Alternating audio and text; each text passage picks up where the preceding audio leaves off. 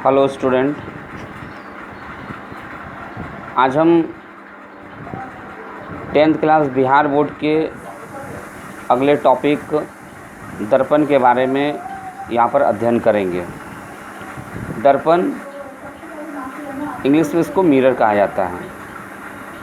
इसके पहले हमने आपको परावर्तन, प्रकाश का परावर्तन पढ़ाया था, परावर्तन के नियम भी पढ़ाए थे। तो परावर्तन के आधार पर दर्पण को भी हम लोग डिफाइन करते हैं, परिभाषित करते हैं। वैसा परावर्तक सतह जो प्रकाश के परावर्तन के नियम का पालन करता है उसे दर्पण कहा जाता है। फिर से ध्यान दीजिएगा, वैसा परावर्तक सतह जो प्रकाश के परावर्तन के नियम का पालन करता है उसे दर्पण कहा जाता है। परावर्तक सतह का मतलब होता है कि प्रकाश किसी वस्तु पर या किसी सतह पर जब पड़ती है तो उस सतह से वह लौट जाती है, रिटर्न हो जाता है।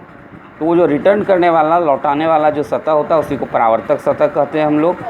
तो वैसा परावर्तक सतह जो प्रकाश के परावर्तन के नियमों का पालन करता है उसे दर्पण कहा जाता है। दर्पण दो प्रकार के होते हैं।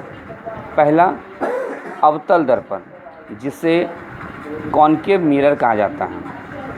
ध्यान देंगे, वैसा दर्पण जिसका परावर्तक सतह धंसा हुआ होता है या धंसा हुआ हो उसे अवतल दर्पण कहा जाता है। यानी ऐसा परावर्तक सतह जिसका परावर्तक सतह धंसा हुआ हो। जैसे ये आप देख लीजिए, इसका जो परावर्तक सतह है ये आपको धंसा हुआ प्रतीत होगा। इसका दूसरा पार्ट जो है वो पॉलिश किया हुआ रहता है। इसका दूसरा प्रकार है आपको उत्तल दर्पण, जिसको हम लोग कॉन्वेक्स मिरर कहते हैं। वैसा दर्पण जिसका परावर्तक सतह उठा हुआ हो उसे उत्तल दर्पण कहा जाता है। ये परावर्तक सतह, ये जो देख रहे हैं इस तरफ वाला जो पार्ट है ये उठा हुआ है, ये परावर्तक सतह है इसका, और ये पॉलिश सतह है। तो जो इसका परावर्तक सतह उठा हुआ होता है इसको हम लोग उत्तल दर्पण कहते हैं। यानी कि दर्पण के आकृति पर ही इसके प्रकार निर्भर करते हैं। अगर धंसा हुआ है तो अवतल दर्पण, अगर उठा हुआ है तो अब उत्तल दर्पण होता है। ठीक है, इसकी विशेष चर्चा हम लोग अगले वीडियो में इसकी करेंगे।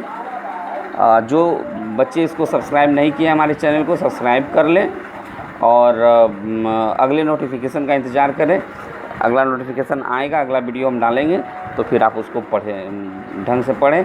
नेक्स्ट टॉपिक से हम इस पर कुछ क्वेश्चन भी आपको दे देंगे जिसे आप बना करके हमारे व्हाट्सअप नंबर पे भी डाल देंगे। हमारा व्हाट्सअप नंबर है 9006905564।